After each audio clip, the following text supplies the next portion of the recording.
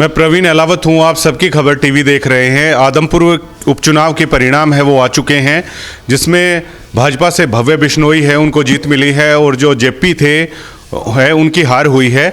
मेरे साथ चांद प्रधान हैं, जो कि आदमपुर भी लगातार सक्रिय रहे, आदमपुर में जाकर कांग्रेस के लिए है, उन्होंने चुनाव प्रचार किया और इनकी ड्यूटी भी लगी हुई थी। तो अब परिणाम जो आए हैं उनके ऊपर पूरे जज्जर जिले में भी है लगातार सुगबुगाहट है वो तेज है कि इस परिणामों को कैसे देखा जाए, इस परिणामों से 2024 के चुनाव पर है वो क्या फ़र्क है वो पड़ेगा। और ख़ासतौर से कुलदीप बिश्नोई की एक टिप्पणी की भी है, चर्चा हो रही है जज्जर जिले में, जो कुलदीप बिश्नोई ने कहा कि दीपेंद्र हुड्डा, जिसे हरियाणा का पप्पू कहा जाता है, उसको लेकर भी खासा रोष है जो जज्जर जिले के आदमियों में देखा जा रहा है, जो कुलदीप बिश्नोई ने ये टिप्पणी की थी।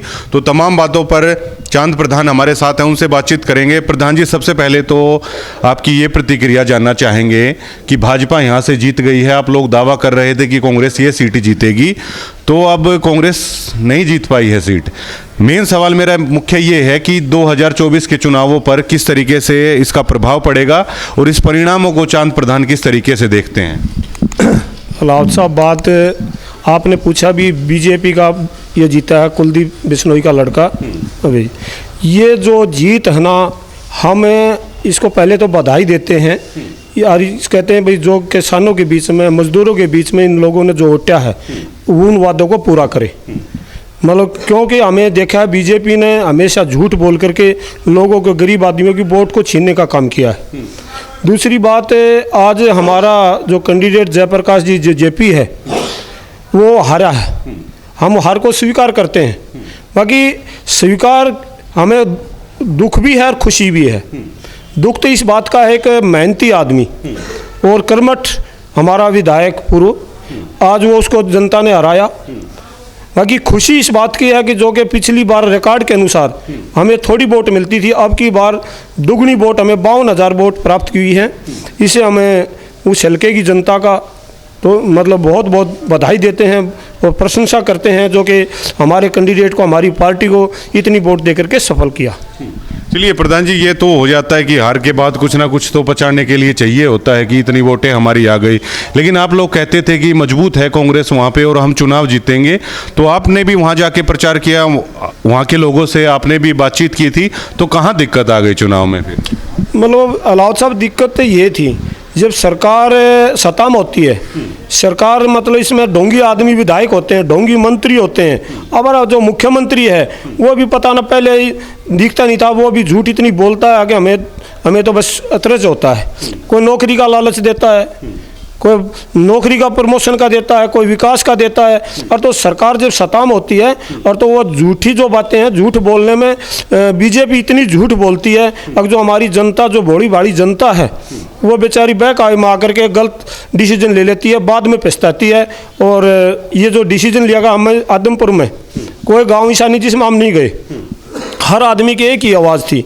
कभी कुलदीप जो है ना, दुख सुख में कभी नहीं आता, ना कभी हमारे बीच में रहता, सिर्फ 20 दिन के बीच में, 20 दिन रहते हैं तब हमारे बीच में आता है। अब पता ना जनता के बीच में ये क्या मन में आया, क्या नहीं आया, उन्होंने क्या लालच दिया, जो निष्पक्ष चुनाव में नज़र नहीं आता। किस वजह से इन्होंने, इन लोगों ने क्या किया, उसमें बोगस वोट भी इन्होंने गिरवाने का काम किया है, और जो हमारे कर्मचारी थे उनको भी दबाव में रख करके। बाकी ये मतलब इलेक्शन निष्पक्ष नहीं था, मैं इस बात को दुख के साथ कहता हूँ। 2024 के चुनाव की अभी से चर्चा होने लगी है, इस चुनाव के बाद क्या मानते हैं 2024 आखिरकार किसका होगा और इस चुनाव का क्या प्रभाव पड़ेगा? आप ये बताओ ना, जब 52,000 रिकॉर्ड की वोट प्राप्त की हैं, और जो कि हमारे जो मतलब जो कांग्रेस के कार्यकर्ता थे, जो टिकट का जो इनोले से भी कांग्रेस का था, आम पार्टी से भी कांग्रेस का था, जो कि हमारे कैंडिडेट की विरुद्ध वोट तोड़ने का काम करते थे, वो बीजेपी के एजेंट बन गए। दोनों पार्टी, वो इनोलो का था, आम पार्टी का था, बाकी काम जो ना उनके प्रति कर रहे थे। और तो ये तो आने वाला समय तो इसमें कहने की बातें नहीं, ये तो एक तरफा इलेक्शन। 90 सीट में से आप ये देखना, अगर कोई हमारी 10 सीट दाएं बाएं जा सकती है, 80 सीट आएंगे। आप इसके बारे में तो सोचने की जरूरत नहीं है। जो 52,000 वोट आई हैं, इससे क्लियर है अगर आने वाला जो भविष्य है कांग्रेस का है। कुलदीप बिश्नोई ने जीत के बाद जब मीडिया के सामने बयान दिया, तो एक वाक्य उन्होंने बोला कि दीपेंद्र हुड्डा हरियाणा का पप्पू, इसको लेकर खासी नाराजगी है जज्जर जिले के लोगों में देखी जा रही है। तो इस तरह की टिप्पणी को है आप किस तरीके से देखते हैं? देखो, जो कुलदीप बिश्नोई है उसका अपना मुंह है, अपना शरीर है। इंसान को अपने मुंह से अच्छी बात कहनी चाहिए। गलत के अलावा साहब कहने से जनता के अंदर रोष आता है, दुख होता है। अगर आज उसकी दीपेंद्र के प्रति तुलना की है, दीपेंद्र के प्रति तो 5% भी नहीं है वो आदमी। अगर हम किसी प्रोग्राम में कोई महासभा हो रही है, एक तरफ तो कुलदीप बिश्नोई को खड़ा कर लो, और एक हमारे MP साहब, जैसे मैं गणा तो नहीं कहूँगा, ऐसे सज्जन जो कृष्ण भगवान कहे वो भी थोड़ा है, उसको खड़ा करते जनता एकदम टूट कर पड़ती है। वो कहते हैं हमारे सांसद साहब आगे, MP साहब आगे, दीपेंद्र जी आगे, और कुलदीप बिश्नोई आता है जैसे कोई ऐसे खड़े हो जाते हैं जैसे कोई मतलब कुत्ता मरा हुआ होता है जिसमें बांस आती है ना, ऐसे कुलदीप से एलर्जी करते हैं। तो सरकार का राज था, राज के कारण लोगों ने, सरकार ने लालच दे दिया, को नौकरी का दे दिया, को प्रमोशन का दे दिया। मैं पहले भी कह रहा था इस बात को, इस कारण ये जीत होगी। अगर निर्दलीय खड़ा होकर दिखाओ, अगर वो 5000 वोट लेके दिखा देता, मैं एक एक गांव में घूमे हूँ। कुलदीप कहाँ दीपेंद्र जी हैं और कहाँ कुलदीप हैं। कुलदीप का तो नाम लेते भी एलर्जी होती है। वो तो बीजेपी में जाकर अपने एक लालच में आकर के, सरकार के उसमें आकर के वोट जीते, अगर आना भविष्य बता देंगे उसको क्या वोट मिलेंगी। दीपेंद्र से तुलना कुछ नहीं है उसकी। दीपेंद्र तो बहुत बड़े लेवल का MP साहब हैं, वो तो भावी मुख्यमंत्री है। और कुलदीप ने तो अपने आप को जीरो बनाया वहाँ पर के जाकर के। एक भजन लाल कई बार मुख्यमंत्री रहा कांग्रेस की देन से, इनके भाई को उप मुख्यमंत्री बनाया, इसको सेंटर में मंत्री बनाते थे, तब तो इनको मतलब नहीं होता। आज वो विधायक बनेगा, तीसरी लाइन में बैठेगा, विधायक बने तीसरी लाइन में। अभी इसकी फर्स्ट लाइन खत्म, सेकंड खत्म, इतना उम्र खत्म हो जाएगी। अच्छा, क्या दुष्यंत चौटाला ने बीजेपी की मदद की? क्या JJP की वोटें वहाँ पे गई? क्योंकि दुष्यंत भी अब बयान दे रहे हैं कि बड़ी जीत है ये तो गठबंधन सरकार की। दुष्यंत के पास है क्या? दुष्यंत ने तो हम हार नाम है ना। दुष्यंत के पास संदूक में वोटें नहीं रही। जिसकी संदूक में वोट होती है वो कम बोलता है।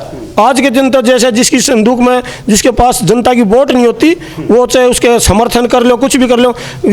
दुष्यंत का तो खत्म मामला हो गया। दुष्यंत का जो जिक्र करता है ना लाउद साहब, वही गलत है। दुष्यंत का तो मैटर जितन इनके 2 भाग हुए उसी दिन से खत्म हो गए। हमने सदा इन लोगों का भगत रहे हैं और नए स्वार्थ में काम किया है। अगर वो एक भी बात कह दे कि इन अपना स्वार्थ पूरा करके दूसरी पार्टी में गया है, मैं जहाँ बुलाओगे वहाँ हाजिर हो जाऊँगा। दुष्यंत का तो मैटर ही बंद हो गया, जनता ने कर दिया। ये तो आपने बीजेपी के या पार्टी में ज्वाइन कर लो और या मतलब अपने इस तरीके से रह लो। इनका कोई जनाधार इस हरियाणा में नहीं बचा है। अच्छा, तोशाम को लेकर भी झज्जर जिले में तोशाम को लेकर, किरण चौधरी को लेकर चर्चाएं तेज हैं कि अगला उपचुनाव, अगला शिकार अब भूपेंद्र हुड्डा है, वो किरण चौधरी का करेंगे। क्या मानते हैं आप? मैं तो इसके ऊपर किरण चौधरी पे एक बात कहना चाहूँगा। अगर किरण चौधरी यहाँ कांग्रेस में काम करेगी और तो उसका वजन बहुत ज़्यादा है, क्यों उनके जो सुश्री चौधरी बंशीलाल जी थे बहुत अच्छे इंसान थे। उन्हों को भी सरकार ने उनको हमारी श्रीमती इंदिरा गांधी जी ने मुख्यमंत्री बनाया और सेंटर में भी उसको मंत्री बनाया। उसके बाद में उन्होंने अपनी नारी पार्टी बनाई, उसमें विकास पार्टी बनाई थी। उनको क्या मिला? कुछ नहीं मिला। और तो चौधरी बंशीलाल के उस तुलना में तो ये किरण चौधरी हमेशा उसके विरोधी रही है। सुसरे के कहने में तो कभी चलिए नहीं। जो एक अपनी बहू को लेता है वो उम्मीद करता है कि मेरे कहने से चले। जब अपने सुसरे की नहीं मानती, अपने आदमी की नहीं मानती, सुरेंद्र जी की, और तो ये तो अपनी जो खुद परिवार के ले आए हुए सदस्यों की नहीं मानती, और तो हमारे चौधरी भूपेंद्र सिंह हुड्डा और MP साहब की क्यों मानेगी?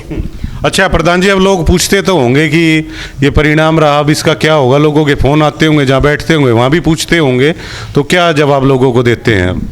देखो, जवाब जनता अपने प्रॉब्लम, जनता की वोट अपना अधिकार है। हमें तो जनता हमारे को ये कहती है भी आने वाला भविष्य कांग्रेस का है। अब तो हम भी, जनता ही हमारे को कहती है। हमें जनता को नहीं कम है, उससे पहले जनता बोल देती है।